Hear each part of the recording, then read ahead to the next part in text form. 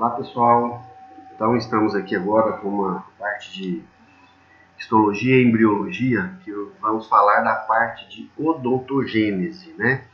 Nós vamos ter 6 aulas, né? Ou 6 assuntos a serem discutidos, onde a gente começa então a falar da odontogênese de uma forma a explicar então que nós fazemos esse estudo a partir de duas vertentes, onde a gente analisa os estágios fisiológicos e os estágios morfológicos. Os estágios fisiológicos, então, é a condição com que as células estão se comportando em um determinado momento. Nós sabemos que o desenvolvimento do germe dentário, ele passa em um tecido conjuntivo, né, que a gente chama de tecido conjuntivo primitivo, ou um ectomesênquima, ou imerso em um mesênquima, onde além das células dentárias, das células que vão produzir dente, elas estão permeadas em células que vão produzir o osso, que vão produzir os vasos sanguíneos, que vão produzir todas as estruturas que vão se relacionar, né, com o germe dentário, ou seja, se relacionam entre si. Então, os estágios fisiológicos versam em relação a isso, da condição celular, condição momentânea da célula. Os estágios morfológicos, eles são classificados de uma maneira aonde eu observo a condição, a forma, a morfologia do germe dentário.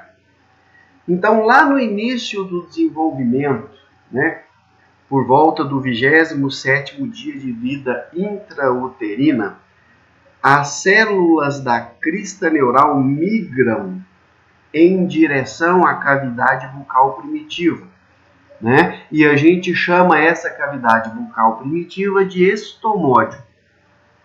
Esse estomódio ainda não tem comunicação com o intestino primitivo.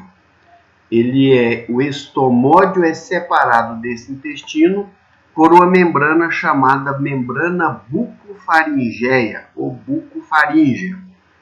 E essa membrana se rompe mais ou menos nessa época, por volta do 27º dia de vida intrauterina, e é quando nós temos o início da formação dos primeiros germes dentários. Essa imagem que vocês estão vendo aqui, ela foi tirada do livro do Eduardo Catiburian, mostrando então, superficialmente aqui, um esquema, um desenho do que é o epitélio gengival. E esse epitélio gengival aqui é estimulado por esse mesênquima a se proliferar e formar essa estrutura, que no próximo capítulo, vocês vão ver que essa estrutura se modifica ao longo do desenvolvimento do germe dentário em várias formas, saindo então de uma forma inicial para uma forma final. E é a partir daí, de acordo com a forma com que esse germe dentário assume, nós vamos classificar esses estágios. Então, nós vamos trazer para vocês imagens como essa, tiradas do livro do Catiburian, imagens dos nossos histológicos para facilitar o entendimento. Porque todas essas partes aqui, no decorrer do desenvolvimento do germe dentário, olha, essa aqui em verde, essa aqui mais interna, esses desenhos representando tipos diferentes de célula, tudo isso tem um nome, tudo isso tem uma função. E normalmente em histologia a gente dá um nome a que ela se parece. Antigamente, muitas estruturas levavam o nome das pessoas que descobriam. E isso, felizmente, isso já não é tão comum, porque senão iriam ser nome de várias pessoas sem ter relação nenhuma com a forma, com a qualidade, com o tipo, com o desenvolvimento, né? Então, agora aqui vocês podem ver do lado esquerdo uma condição de uma microfotografia mostrando esse germe dentário e aqui o esquema do livro muito bem descrito para facilitar essa compreensão, ok? Então, esse desenvolvimento morfológico, agora aí já um esquema tirado do livro de Histologia e Embriologia Oral de Orban, que na verdade é escrito por Bhaskar, né? Nós temos aí então as 4 imagens, A, B, C e D. Esse desenvolvimento e crescimento dos dentes, então, assume essas formas.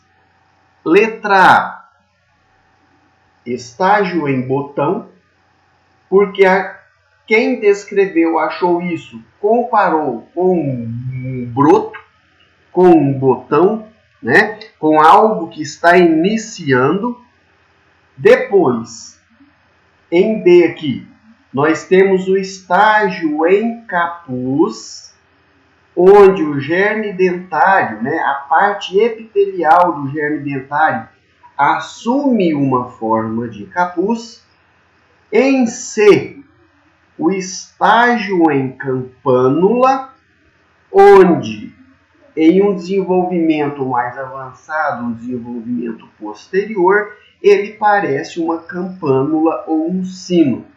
E esse C se subdivide em campânula avançado. E essa diferença de campânula para campânula avançado é marcante porque aqui nós temos o rompimento dessa membrana, dessa lâmina dentária, começa a aposição ou a deposição das estruturas mineralizadas dos dentes. Então, o desenvolvimento, resumidamente, se dá dessa forma. E nós vamos descrever na aula 2, que continua no nosso próximo capítulo. Não esqueçam, então, nós temos agora bastante material didático para estar mostrando para vocês. Se inscrevam no canal, ativem o sino para estar recebendo as nossas notificações, tá ok? Nesse nosso canal, nós vamos estar dividindo em aulas de histologia, de embriologia, de periodontia, de implantodontia, tá? E muitos outros assuntos que a gente acha que é de interesse clínico, ok? Um abraço a todos, muito obrigado.